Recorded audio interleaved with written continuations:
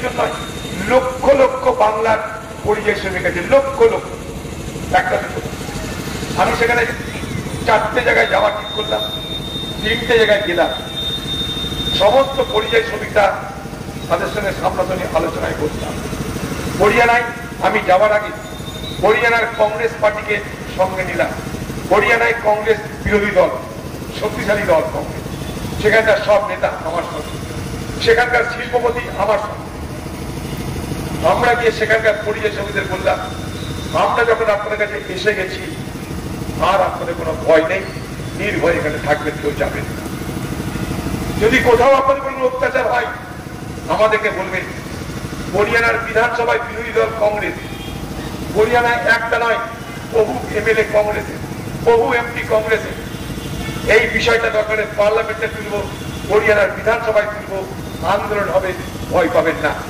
আমরা ফিরে যাচ্ছি, কিন্তু হরিয়ানার কংগ্রেস নেতাদের আপনাদের কাছে রেখে গেলাম, উকিল রেখে গেলাম, নেতা রেখে গেলাম, বিপদ আপদে দুবেলা আপনাদের ভাত খাওয়ানোর লোক রেখে গেলাম। দেখে নিন আপনারা, সবাইকে স্টেজে উঠিয়ে তাদেরকে দিয়ে কবুল করিয়ে তবে পানিপথ থেকে ফিরে এসেছি। আমার মতন এই মুর্শিদাবাদ জেলার একজন সাধারণ ছেলে, সে দিল্লিতে গিয়ে নরেন্দ্র মোদী, অমিত শাহের উল্টো দিকে বসে সোনিয়া গান্ধীর পাশে আপনাদের হয়ে, পার্টির হয়ে পার্লামেন্টে নেতৃত্ব দেওয়ার সুযোগ পেয়েছি। আমাদের নেতা রাহুল গান্ধীরও সিট আমার আগে ছিল না, আমার পরে ছিল। আমার পাশে বসে কে? সোনিয়া গান্ধীর মতন মহিলা। আমার সামনে কে? নরেন্দ্র মোদী, অমিত শাহের মতন জাতীয় নেতারা। নির্ভয়ে বড়োয়ার মানুষের সঙ্গে আমার কোনো নির্বাচনী সম্পর্ক নয়। আমি আগেও বলেছি, আজও বলছি, আগামী দিনেও এ কথা বলব। আপনাদের সঙ্গে আমার নির্বাচনী সম্পর্ক নয়, আপনাদের সঙ্গে আমার আত্মীয়তা, ভ্রাতৃত্ব এবং বন্ধুত্বের সম্পর্ক। আমি হারি বা জিতি, এই সম্পর্ককে রক্ষা করার দায়িত্ব, রক্ষা করবার শপথ নিয়েই আমি বসে দাঁড়িয়েছি। পাশাপাশি আগের মতন আজও আপনাদের কাছে আমি আমার কৃতজ্ঞতা জ্ঞাপন করে বলছি যে আপনারা আমাকে অনেক অনেক অনেক কিছু দিয়েছেন। আপনাদের আশীর্বাদে, আপনাদের দোয়াতে আমার মতন মুর্শিদাবাদের প্রত্যন্ত এলাকার একজন যুবক হিসাবে, একজন তরুণ হিসাবে, একজন মানুষ হিসাবে আমি ভারতবর্ষের পার্লামেন্টে একবার নয় 5 বার যাবার সুযোগ পেয়েছি। এর ভাগ্য খুব কম জনপ্রতিনিধির হয় যে লাগাতার 5 বার ভারতবর্ষের পার্লামেন্টে সে প্রতিনিধি হয়ে নির্বাচিত হতে পারে। এই ভাগ্য খুব কম জনপ্রতিনিধি হয়। আপনাদের দৌলতে আমি সেই ভাগ্যের অধিকারী। মানুষের অধিকারকে সুপ্রতিষ্ঠিত করবার চালাকি নয়। এনআরসির নামে এই পশ্চিমবঙ্গের 2021-এর ভোট তার পুনরাবৃত্তি করা এই সরকারের লক্ষ্য। অর্থাৎ মুসলমান, আমি আছি, ঘাবড়িও না, আমার সঙ্গে থাকো, নিরাপদে থাকবে, আমাকে সমর্থন করো, তোমাদের ভালো হবে। কারণ আমি না থাকলে বিজেপি তোমাদের গিলে খাবে, বিজেপি তোমাদের এদেশ থেকে তাড়াবে। এই হচ্ছে ভিতরের সুর। ভিতরের সুর হচ্ছে এইটা।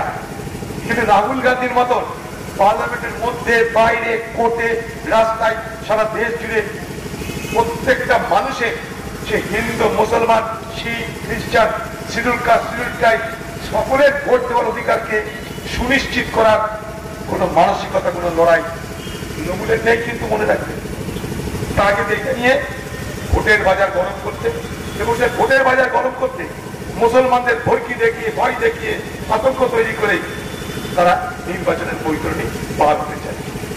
2021 সালের ভোটের কথা মনে আছে আপনাদের? NRC, NRC, NRC. বিজেপি হিন্দুদেরকে বুঝালো এনআরসি নিয়ে এসে সব মুসলমানদের অধিকার কেড়ে নেব, আর সেই সুযোগে দিদি মুসলমানকে বোঝালো এনআরসি রুখে দিয়ে মুসলমান তোমাদের আমি রক্ষা করব। বাঁধের বালি কাটা চলবে না। যেখানে যেখানে বাঁধের বালি কাটবে সেখানে সেখানে কংগ্রেস গিয়ে আন্দোলন করবে। যেখানে যেখানে বাঁধের বালি কাটা চলবে, আপনাদের পুরনো এমপি, বর্তমানে এক্স এমপি অধীর চৌধুরী সেখানে গিয়ে কিন্তু আন্দোলন করবে, অবস্থান করবে, তাতে যা হয় হবে। বহু কষ্ট করে কাঁদি মাস্টারদের আমাদের করতে হয়েছিল, বহু মেহনত করে। স্বাধীনতার পর থেকে এই দাবি ছিল, সেই দাবি পূরণ হচ্ছিল না। বহু মেহনত করে কাঁদি মাস্টারদের আমরা সম্পন্ন করেছিলাম।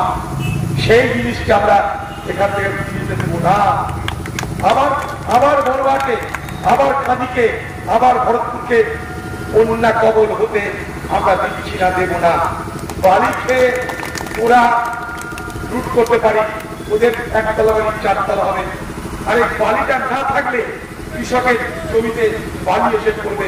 এই বড়ুয়ার বিস্তীর্ণ এলাকায় আমি দেখেছি ফসল করে বালি জমা হয়ে ফসল তো নষ্ট হলোই, আবার সেই মাটিকে উদ্ধার করতে কৃষকের জানার জ্বালা আমি দেখেছি। সেই বালিকে বালির জন্য চাষ হয় না, সেই দুর্বস্থা আমি দেখেছি।